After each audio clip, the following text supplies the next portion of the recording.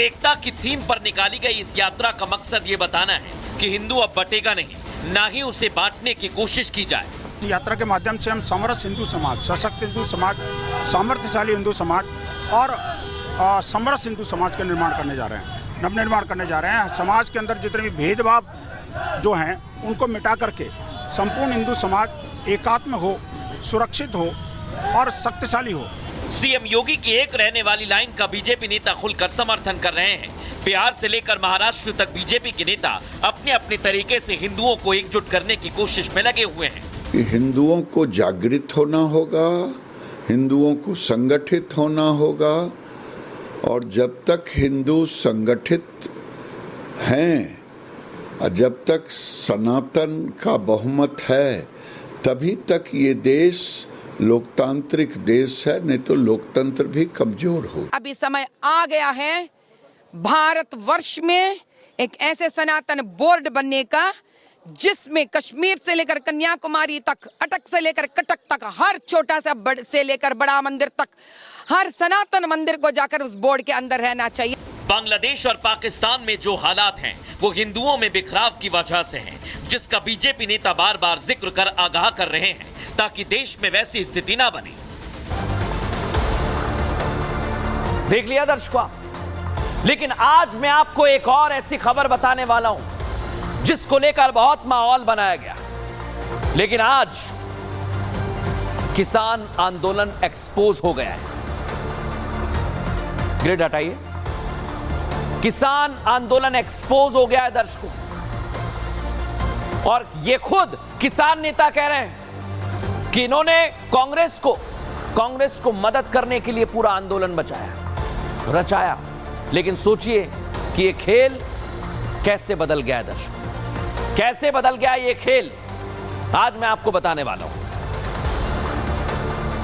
साल 2020 और साल 2021 किसान आंदोलन की तस्वीरें आपने देखी होंगी, आपको याद नहीं है तो ये देख लीजिए। दिल्ली के बॉर्डर पूरी तरह से लॉक हो गए थे, आपको याद ही होगा। ये तस्वीरें आज की तारीख में ताजा हो गई हैं, लेकिन ये वो वक्त था जब हजारों की संख्या में जुटे किसानों ने दिल्ली बॉर्डर को जाम कर दिया था।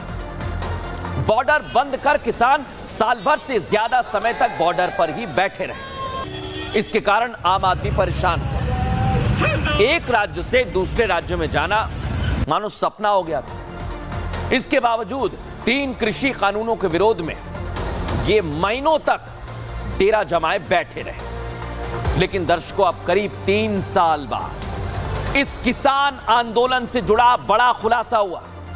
खुलासा भी कुछ ऐसा ही कि आप अपने कानों पर एक पल के लिए विश्वास ना करें, लेकिन अब जो मैं आपको बताने जा रहा हूं वो 100% 100% सच बात है। वो सच है ये जो खुद किसान आंदोलन के बड़े बड़े नेता कह रहे हैं। किसान आंदोलन प्लान्ड तरीके से किया गया था, आयोजित किया गया था। और अब आपके जहन में पहला सवाल आया होगा कि किसने प्लान किया था, तो इसका जवाब मैं आपको दे रहा हूं। इसके पीछे थी कांग्रेस पार्टी।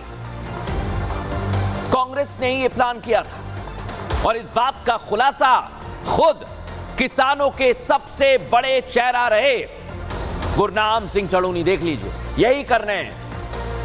सुनिए जरा खुद कैसे एक्सपोज कर रहे हैं। मैं ये मानता हूं कि जो भूपेंद्र हुड्डा है वो अति बुद्धिहीन है।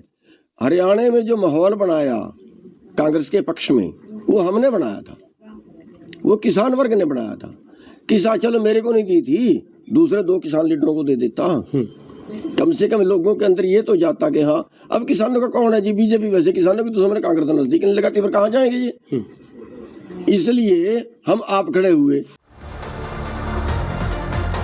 तो सुना आपने, कहा कि हमने माहौल बनाया, हमने पिच तैयार की, लेकिन उस पिच पर भी कांग्रेस पार्टी बैटिंग नहीं कर पाई। तो क्या इसलिए किसान आंदोलन हुआ था कि बीजेपी के खिलाफ माहौल तैयार हो, बीजेपी को किसानों के खिलाफ बताया जा सके, किसानों के जहन में यह बात डाली जा सके, कांग्रेस के समर्थन में माहौल बन सके।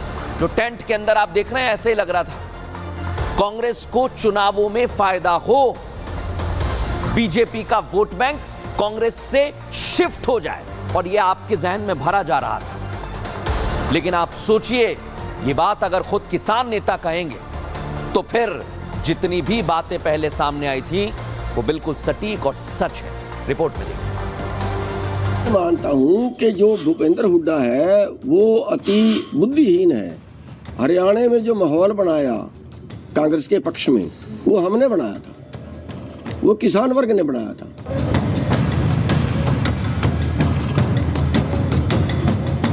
भारतीय किसान यूनियन के अध्यक्ष गुरनाम सिंह चढ़ूनी के इस खुलासे के बाद तो ये साफ होता दिख रहा है कि किसान आंदोलन पूरी तरह से प्लान्ड था, जिसका मकसद कांग्रेस को फायदा पहुंचाना था। लोकसभा चुनाव से पहले जिस तरह किसानों ने दिल्ली के बॉर्डर पर डेरा डाला था, वो बीजेपी के खिलाफ माहौल के लिए था, लेकिन कांग्रेस इसे भुला नहीं पाई। मैं ये मानता हूं कि जो भूपेंद्र हुड्डा है वो अति बुद्धिहीन है। हरियाणा में जो माहौल बनाया कांग्रेस के पक्ष में, वो हमने बनाया था, वो किसान वर्ग ने बनाया था। ना तो किसान आंदोलन का असर लोकसभा चुनाव पर हुआ और ना ही हरियाणा के विधानसभा चुनावों पर। हरियाणा के किसानों ने इन फर्जी विरोधियों को न सिर्फ पहचाना बल्कि हरियाणा में उनके समर्थकों को भी नकार दिया। चरूनी के इस खुलासे के बाद अब इस पर सियासत भी होना शुरू हो गई है।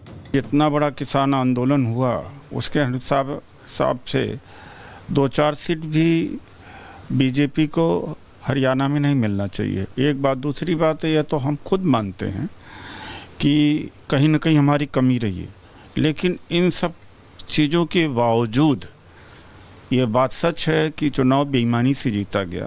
किसान आंदोलन के नेता चंडूनी ने पत्ते खोल दिए। वह कह रहे हैं कि हमने तो हरियाणा के अंदर किसान आंदोलन खड़ा कर माहौल खड़ा किया भाजपा के खिलाफ, परंतु कांग्रेस उसको बना नहीं पाई। दिखता है कि किस प्रकार से कांग्रेस वोट बैंक की राजनीति के चलते हुए चुनाव जीतने के लिए देश में अराजकता खड़ी करती है, और चौधरी ने उनको एक्सपोज कर दिया है। ये वही किसान नेता गुरनाम सिंह हैं जिन्हें हरियाणा विधानसभा चुनाव में महज 1170 वोट ही मिले। लेकिन जिस तरह से गुरनाम सिंह चढ़ूनी ने यह माना है, उसके बाद विरोध का झूठा मुखौटा उतर गया है। तो देखा दर्शकों आपने कैसे प्लान किया गया था, लेकिन अब यह पूरी तरह से एक्सपोज हो गया है। अब मैं आज एक और फैक्टर आपके सामने लेकर आया हूं और वो आपको देखना चाहिए। यह तो बात थी किसान आंदोलन की, अब बात करेंगे एम फैक्टर। ये जो एम फैक्टर आप देख रहे हैं,